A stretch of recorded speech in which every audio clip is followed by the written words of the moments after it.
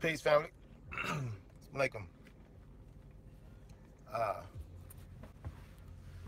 Wait till some of y'all get on here. I gotta share this. I'm just getting used to learning how to do this live stuff, so y'all just gonna have to bear with me for a little minute. I know you're supposed to, I guess, advertise an event time or something like that. Um, I'm gonna go ahead and put this on my Facebook right quick.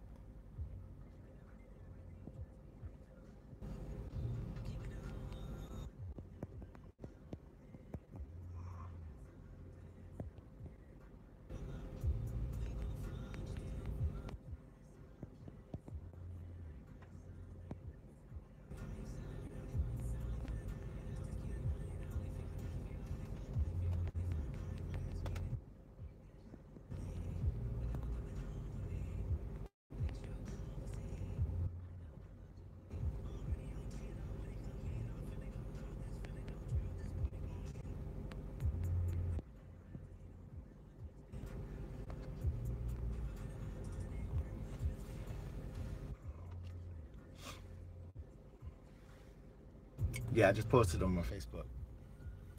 But I just want to make a comment or two about the recent current events, the news. A lot of people are worried about World War III starting right up. And I just want to make a few comments. And this is specifically regarding the false flag chemical attacks in Syria. For those not exactly aware, what I'm talking about is a week or so ago, there were some chemical attacks, or possibly not, but apparent and reported or alleged chemical attacks in Syria, where some explosions went off with some barrels that was full of lethal gases that killed or injured a lot of people, killed and injured a lot of people there in Syria. Israel, America, Great Britain, France blamed it on the president of Syria, whom they've been beefing with for the longest now, President Assad. They said he's gassing and killing his own people. And in response to that, they attacked by bombing Syria. Allegedly, very surgical, precise bombings of the facilities that were responsible for researching, manufacturing, producing, and storing these chemicals. Several international investigations were were going on about this before they started bombing to confirm whether or not it was true. The Russians have come out and others and said that it's absolutely false. In fact, there's videos that are on Facebook as well as YouTube showing like actors playing out a fake scene of a chemical attack.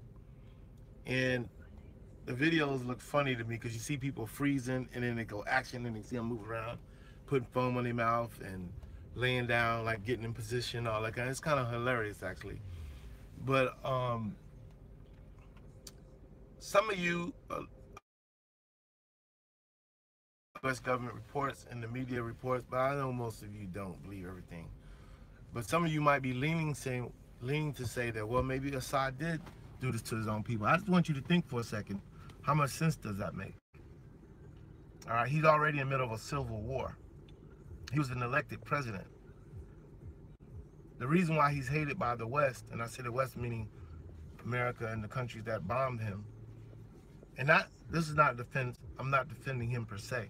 I'm just dealing with the facts. And uh, he's hated because he starts selling his oil based on his own national currency.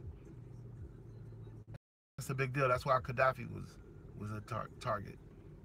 You know, he didn't want to sell his oil using U.S. dollars, and he's coming up with his own trade rules and policies. Also, Israel stabilized all the countries surrounding it, and they want access to that whole area. So this is really a proxy battle orchestrated by Israeli interest groups here in America, a foreign government that influences the politics domestically and internationally. You know, APAC or the Zionist lobby. they've actually attacked Syria and admitted it once or twice in the same location that was attacked. This time they're not saying they did it, but there's people saying in the area who are saying that it was uh, either Israel or the Israeli proxy groups, ISIS and Al Qaeda, that were set up in Libya and Syria and other places in the Middle East by the United States, CIA, and the Israeli Mossad. They actually created ISIS and Al Qaeda to destabilize the region. Yeah. So, but what does this have to do with us, especially us as black people? What does this have to do with us? We're very familiar with false flag attacks. They've been doing false flag attacks on us for the longest. And they've been doing real attacks on us for the longest. The first city that was bombed on American soil by the American officials, police and military, was in Tulsa, Oklahoma, where Black Wall Street was bombed. Firebombed us. Not because we did any terrorist attack, not because we was killing our own people. The American government was killing its own people.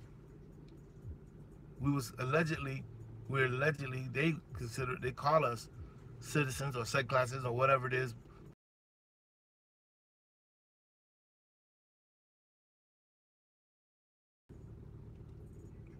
They bombed us. They bombed us in Philadelphia, the Africa movement, Pan Africa and Mumi Abu Jamal and others. Their organization was bombed from the air, a helicopter, burned down 11 city block homes.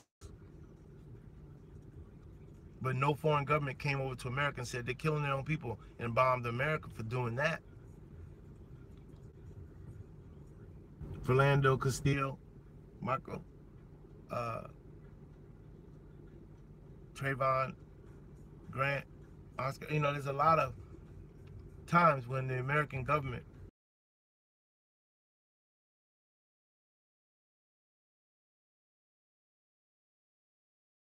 have shot and killed their own people, American citizens. And no one in the international community said, I'm going to bomb America or attack America or even put sanctions against America because the American government is killing its own people. There's an array of brothers and sisters who've been executed. I was at the execution at the prison a few years ago for our brother, and his name escapes me at the moment, who was executed down here in South Georgia. I went down there with the PUSH organization and Al Sharpton's organization and Joe Beasley. Shout out to Mr. Joe Beasley. And my brother Latron. The Troy Lewis, the Lewis case, brother was executed right here in Georgia. They kill their own people for alleged crimes or sometimes real crimes or whatever the case may be. We know through the sentencing project, we've discovered that there's many people that have been sentenced to death penalty who have now been freed because we reopened the case and found genetic evidence that these people were absolutely innocent. But some people have died. How many people have died and been executed and who were absolutely not involved with the alleged crime? We don't know because they're dead. But some of these cases have been reopened and have saved some people. But America kills its own people all the time. So at some point, is someone going to step up and do?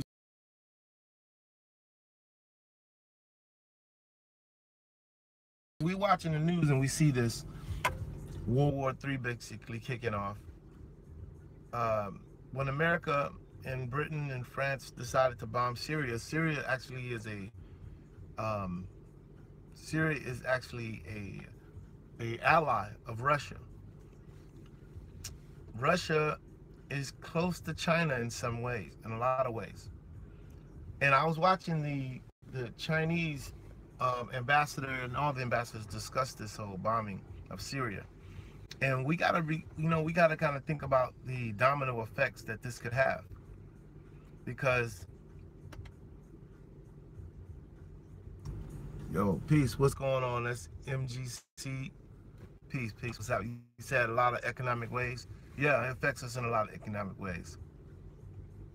I was about to get to that, because China actually works closely with Russia, and China has a lot of economic interest in what happens in that region. And China, hey baby, children are getting in the car, so I'm about to end this live because they're gonna interrupt my live. But I do want to point out the economic interest is big, because when China gets involved, China got a lot of money invested in infrastructure here in America and around the world. And a lot of the equipment and the military supplies that Syria and other countries in the Middle East purchase, they're buying it from Russia or they're buying it from China. And so, therefore, there's a lot of money at stake. I don't think they're going to want to see America continue to bomb their customer, basically. So you're affecting, hey, what's up, son? You getting in the seat? Go ahead, get back there. I'm going to get your car seat in a second. So there's a lot of money at stake. So we got to watch closely how this is going to pan out. This is about to upholding the petrodollar. Exactly. That's what I was saying too. The petrodollar. They can't get Syria. Exactly. Syria got their own currency and they don't want to sell their oil on American dollars. That's right. That's exactly right, my brother. So the petrodollar is a big, big deal. That's why they got at Gaddafi. Gaddafi created the new black dinar. They play absolutely dirty. They play absolutely dirty with proxy for exactly. And Israel is the #1 orchestrator of a lot of this stuff. The Israeli Mossad and the CIA. So they badmouth and spread rumors about these foreign leaders that they can't control. So coalition immoral. Exactly. You know what I'm saying? The real axis of evil. But for black people in America, this is just regular business as usual, because they did this to us. They continue to do these types of things to us. But I just want us to remember and think about this, because pretty soon, if this war gets big, second thing is divide and rule. Exactly. That's divide and conquer is their policy. But for black people specifically, we have to watch, we have to be careful and to begin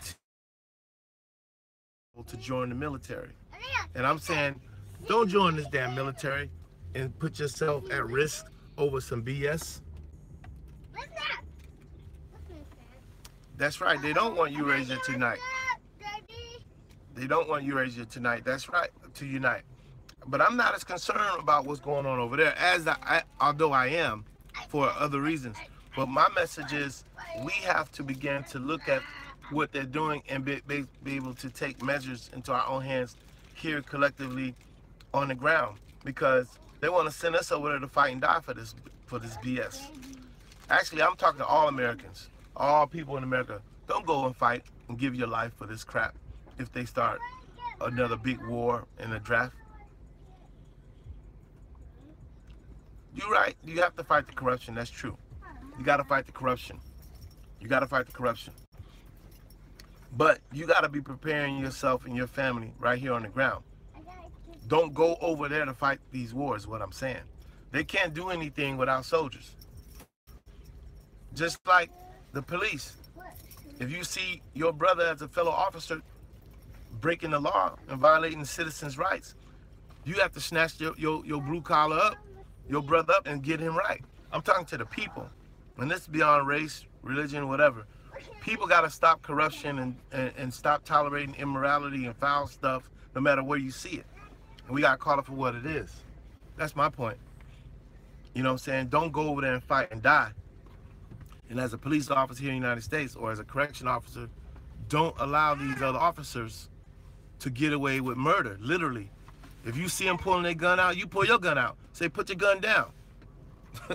You know what I'm saying? We got to do something, but you can't keep allowing the corruption. So that's a good point about the corruption. You got to stop it wherever you see it. So if you allow them to bomb other countries like they're doing, and you don't say nothing as a so-called American, you basically are accepting responsibility, and you're co-signing the behavior. And when you co-sign it, now you are responsible for the consequences. This is why when Americans go abroad and other places and there's a terrorist attack against an American citizen or citizens, because you co-signed your government. You didn't say nothing. You didn't do nothing. And then a lot of these people voted for Trump. A lot of us didn't, and we have been vocal about our disagreement with him. But when he goes and bombs these countries, he's doing it with your tax dollars, with your signatures. So, true, most of the people don't know, but that's why I'm on here right now, informing you that what you saw in Syria was a false flag attack. They blamed it on Assad because they want to destabilize Syria. They created ISIS to destabilize the entire region. There are a lot of resources with that oil. Not only the oil, it's a strategic. You're right, it's not a lot of protests. There's only very few. You know what I'm saying? There's very few protests live streaming. That's why I'm talking about it right now. But there is some. Now they've already put RT, which is Russian TV, RT television. They've kind of painted a picture so a lot of Americans don't want to listen to and watch RT. But RT TV does a good job with reporting the information because, you know, they have a vested interest, obviously. But not just RT TV. If you watch different international news sources, a lot of this information is pretty well known and is out there. You know what I'm saying? And on the internet. But so I'm coming to the people that's on my page. I don't have a large following. I'm gonna start doing these videos more often. Yep. No, you're right. It's a lot of propaganda. The Russians definitely got, like I said, they have their interest. Exactly. So I don't take any of these sides of the story to be 100%. But it's good to balance. It's a good counterbalance to what we get reported here in the United States. But also, I like listening to regular people on the ground because they're gonna tell you there's regular people on the ground. You just gotta know how to listen to them and read between the lines to see where their angle is. Everybody got an angle. I got an angle. My angle is my interest is to see how this affects the long-term stability of black people in Africa, because, you know, I'm in defense of the regular man, the regular blue-collar, regular person. You know what I'm saying? But specifically, I start first with my family and my people first. That's my first responsibility. So when I look at these things, I analyze it. I analyze everything from that perspective. So because we have to, because we can't ignore history. You know what I'm saying? The history has been to take advantage of original, aboriginal, or indigenous people everywhere.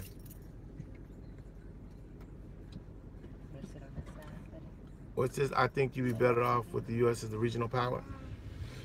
Well, yeah, the U.S. is a global power right now, and their power needs to be balanced. They have way inordinate amount of influence and power. I want the American power to be reduced significantly. I think America's involved in too many things around the world, and they're not being fair. You know what I'm saying? They're being very unfair in the way that they handle their power. Having power is not a problem. It's when power corrupts you. Now, I know some believe that power corrupts anything and everything, but that's not true. The problem is the corruption that leads to misuse of the power. Exactly. Yeah, I was just going to say that. Exactly. Power does not absolutely have to corrupt you, but power tends to corrupt people who are immoral. Now, I know a lot of people who don't like religion, don't like talking about morality, but I don't want no one to have power and no good character and no morality. I believe a person in power, there's one thing I like about what they do in Iran. In Iran, with all, you know, we may agree or disagree about a lot of that stuff, but why do they do that? That's because they want to limit corruption. Now, is it going to limit corruption all the way? Of course not, because humans are slick, and human beings will do what they got to do to get away with whatever they want to do. But